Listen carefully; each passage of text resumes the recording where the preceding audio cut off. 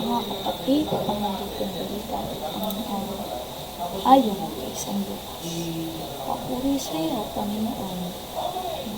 Noong panahong iyon, ang Panginoon ay humiram ng 72. Pinaunan niya sila ng dalawa-dalawa sa bawat bayan ng pook na patutunguhan niya. Sinabi niya sa kanila, sagana ang aanin, ngunit kakaunti ang mga manggagawa. Idalangin ninyo sa may-ari na magpadala siya ng mga manggagawa sa kanyang bukid. Humayo kayo! Sinusugo ko kayong parang mga kordero sa gitna ng mga asong gubat. Huwag kayong magdala ng lukbutan, supot, o panyapak. Huwag na kayo titigil sa daan upang makipagbatian kanino man. Pagpasok nyo sa alinmang bahay, sabihin muna ninyo, maghari nawa ang kapayapaan sa bahay na ito. Kung maibigin sa kapayapaan na nakatira doon, sa kanilang kapayapaan, ngunit kung hindi sila makakamit nito. Mananatili kayo sa bahay na inyong tinutuluyan. Kanin ninyo at inumin ang anumang idulot sa inyo, sapagkat ang manggagawa ay may karapatan tumanggap ng kanyang upa. Huwag kayong magpapalipat ng bahay. Kapag tinanggap kayo sa alinmang bayan, kanin ninyo ang anumang ihain sa inyo. Pagalingin ninyo ang mga may sakit doon at sabihin sa bayan, nalalapit na ang paghari ng Diyos sa inyo. Mga kapatid, ang mabuting balita ng Panginoon. Pinupuri ka namin, Panginoong Jesucristo. Magsiupo ang lahat.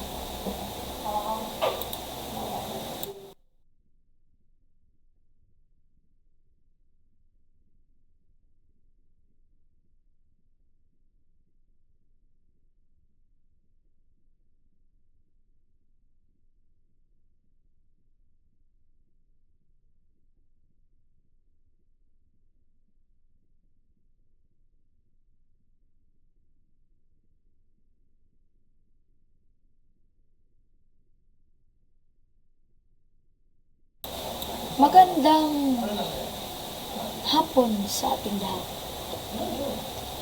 Ayan, magsasaktarisaryo ulit. Kung sabihin ng iba, napakabilis ang panahon. Totoo naman, talagang mabilis ang panahon.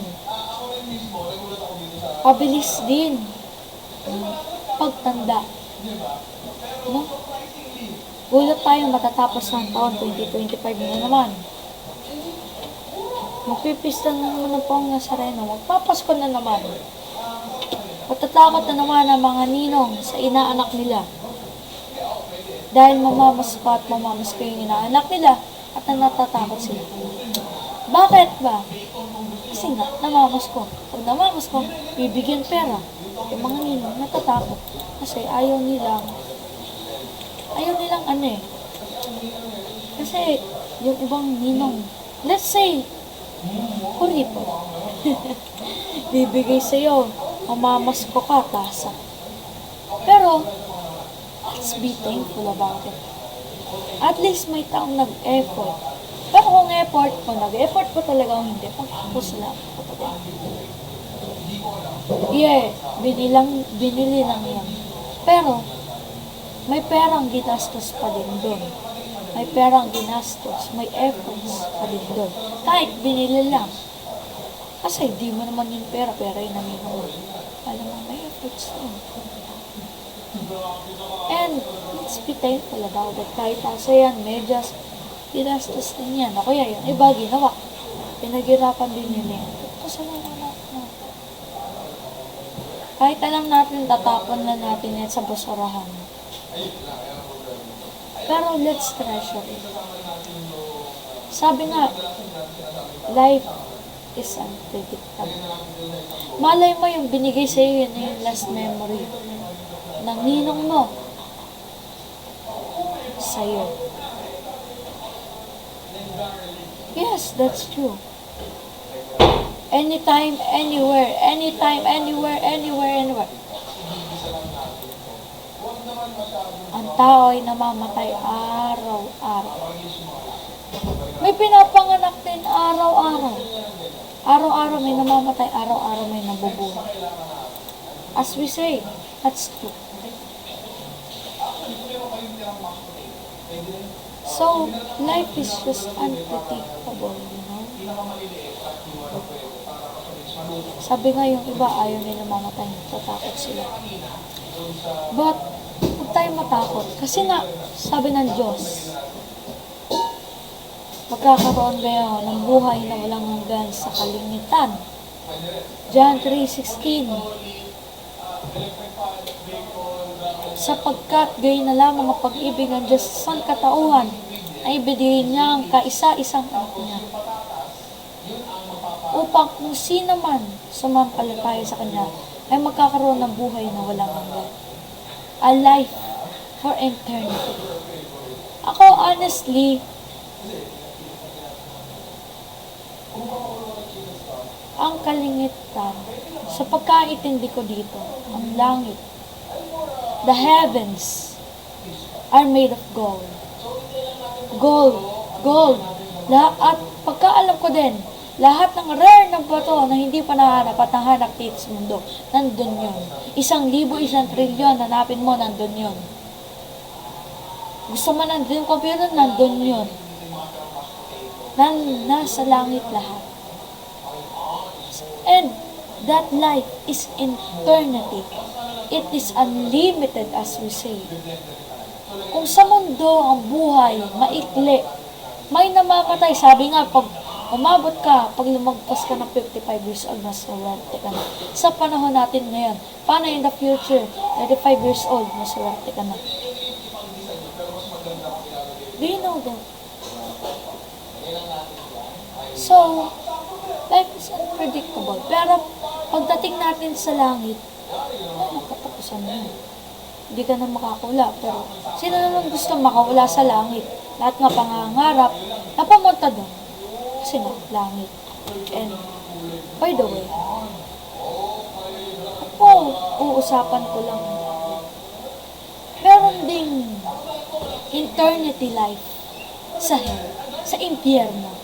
Kala na natin, pagkamatay natin, langit agad. Hindi! Tadaan ka muna. Papapiliin ka, impyerno, langit. And yung impyerno, sabi nga ang image sa impyerno, dagat ng apoy. Yung dagat, pakita natin pag napunoy na tubig, imagine niyo, apoy yun, lava yun. Tapos, uhulog ka doon. Tapos, wala kang kawala doon. Forever and ever and ever and ever and ever and ever and ever. Mamatay pa yung kapatid mo, nanay mo, ewan ko sa'yo. Stay ka doon. Lagi ka doon. Di ka makakawala doon. Because that is life of eternity. Never ka na makakawala doon. You cannot do anything. I mean anything about it. Nasa impyerno ka, walang kawala. So I hope, no, nalulungkot lang din ako sa mga batang ngayon. Kasi, napapansin ko lang din na wala ang kanilang pagka-Pinoy. Ang kanilang pagka-open-minded. Papansin ko sa bata ngayon, puro na dirty-minded. Sa eskwela namin ako ay junior police at tinahandle ko yung mga grade 1 na yung iba nakakalungkot kasi yung iba ang babastos. Bastos yung mga sinasalita. Bastos yung mga naiisip. Nakikita ko din sa TikTok, puro bastos ang pinopost. Meron akong ka-group, nag-post sa other group na simbahan na pari ako. Kasi hindi lang naman sa PRC ako nagbumas. May 3 groups akong hinahandle. And, dun sa isang groups, RPK, Roblox Pilipino Katolikos, nag-send na napakabastos. Diyan sa group na yun, nakakalungkot.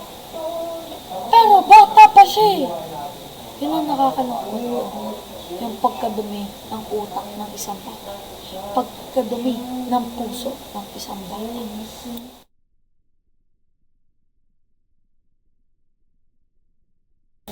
Sana magbago sila in the future. Kasi nga, binigyan tayo ng Panginoon ng lens of chance.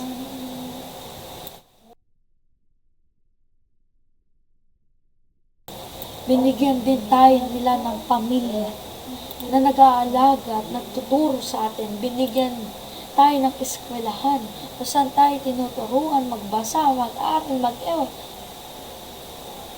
Tinuturuan tayo sa paaralan. Yes. And, do you know what is just sad about it?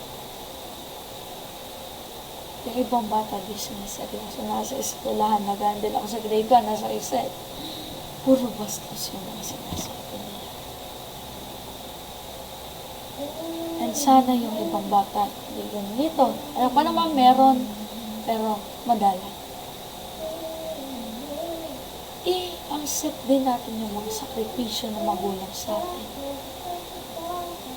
Huwag natin sayangin.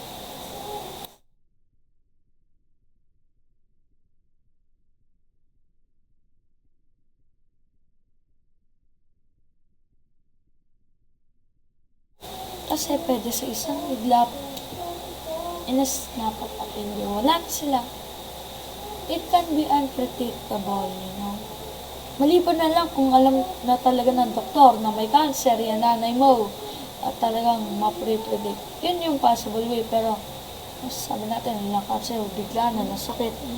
We cannot predict it. We cannot predict it in sickness and diseases. Kaya mahalin natin ang ating mga magulang mga katnan. Diyan pa sila. Kasi nga, maikli lang ang buhay. Sa buhay, makakaranas tayo ng pagluksa. Hindi naman tayo bubuhayin ng Diyos kung wala tayong pagluluksa. Hindi din tayo bubuhayin ng Diyos pag forever and ever dito na tayo sa mundo mo. Kasi gusto niya makasama tayo sa kalangitan. Psalms 91. Psalms 91, buong chapter. Pinakabsado namin ito sa school namin eh. And, ito yung promise ng Lord sa atin, Psalms 91. Whoever dwells in the shelter of the Most High will rest in the shadow of the Almighty. I will say of the Lord, He is my refuge and my fortress, and in Him will I trust. Surely He will save you from the fowler's snare, from the deadly pestilence.